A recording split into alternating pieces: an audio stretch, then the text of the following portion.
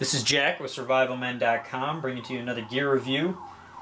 Today I'll be reviewing the Spyderco Triangle Sharpmaker Model 204.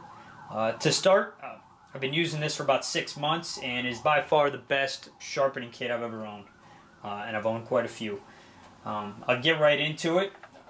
The beauty of this thing is it not only sharpens knives, it'll sharpen knives, whether they be serrated or straight. It'll sharpen electric knives, it sharpens scissors, it'll sharpen hatchets, it sharpens hooks, it sharpens chisels, you name it. If it's got an edge, this can sharpen it, and I'll get into real quick how it does some of those things. This would be the kit itself. Everything is functional from the base to the stones themselves. These are the fine stones made of a synthetic sapphire. These are the utility stones. I'm not sure what they're made out of, but they're the first round of stones you use. These brass poles, these are the safeguards, which you put in to keep yourself from cutting yourself as you sharpen your knife. Sharpens at 2 angles, 40 degrees, 30 degrees. All of this stuff that I'm going to go into real quick in the next 5 minutes is covered in this DVD. I highly recommend it. Watch this DVD the day you buy this, because you will learn more about this thing than you can ever imagine. I probably used this thing for 3 months before I popped the DVD in, and I wish I'd done it on day one because it's handy. 30-degree angles typically for back beveling. Most blades come from factory at about 50-degree angle. You typically want to shave them back to more utility angle, more like a 40-degree angle. So if you've got a fatty blade or a blade that you've had for a long time and it's kind of worked its way up, like my dad's pocket knife looks that way, he's had it for like 15 years, you'll want to do that. You'll want to back bevel it to 30 and then put the 40-degree edge on it. But typically you'll just want the 40-degree edge. The graphite stones, or I don't know if they're graphite, these brown stones, these are for utility blades. You'll want to use these in the hatchets. You want to go no further. You'll want to use them on knives for your kitchen, anything that's not going to cut anything more than food. There's no reason. These will get you down to a razor's edge. These are pretty slick. This is how you set it up. It's a 4-step process typically. You take your knife. I've got my SOG Flash 1.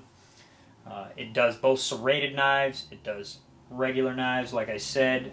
The only trick I've had is this is a half serrated knife. If you look at this, my Flash 1, and you got to be careful because this is flat on this side, yet it's beveled in on this side for the serration only. The front of the blade is actually beveled on both sides. So when I sharpen, I typically go only halfway down to cover the serration. I'll do 1, 2, 3, 4, 5, and then do the back with just the serration once to get the burr off, because like I said, it's only beveled on the one side. That's been the only tricky part with this kit that I've seen, where it doesn't do everything really easily, and that's pretty much straight down. You just keep a straight angle and it sharpens. This actually is part of the base. You can use this as a handhold or not. It's up to you. You can do it like that as you cut. If you're using scissors, you'd want to use this end. You can, it slides right in here, and you can slide it. There's a 4-step process to sharpening. You do corner flat, corner flat. You see I got the corners out. Then you'd switch them both to the flat. And then you would switch stones and do the same thing. So corner flat, real simple, just straight down. Typically to start you want to do 20 strokes, 1, 2, 3, that type of thing. Always use these. As you get good, I've found that if you'll have a tendency while you're holding, you're not paying attention because you've gotten so good at it that you may miss, and this will protect you from cutting yourself that way, or if you come over and miss the stone, those type of things. Like I said, you can cut almost anything with it. Another configuration, I showed you the configuration they use for scissors. Another configuration, you can actually pull all of this out, flip this over, and put this together, and you see you can put them right here. This is typically for chisels. I want the flat side up instead of the cornered side. These groove sides, this is one of the things I learned from the DVD. These groove sides are slick. These are handy because of fish hooks. You can run a fish hook up the middle of it and really put a point on it by running a fish hook up.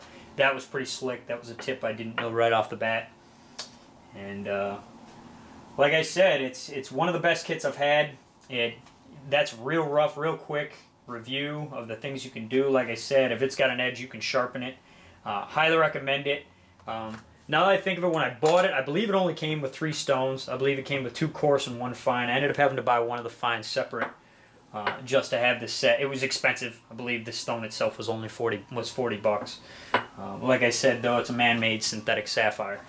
So once again, that's the Spyderco Triangle Sharpmaker. I'm curious to hear how you guys have used it. It obviously is very versatile. Not too ridiculously heavy. It'd be a little heavy to carry in a backpack, I think, but in that case, you may just want to throw one of the stones in a tube. This came with a plastic tube when I ordered it separate. So the price on Amazon, I believe I paid around 70 or 80 bucks. I'll have to look again, but that's it. Spyderco Triangle Sharpmaker. Get it. Sharpen your stuff.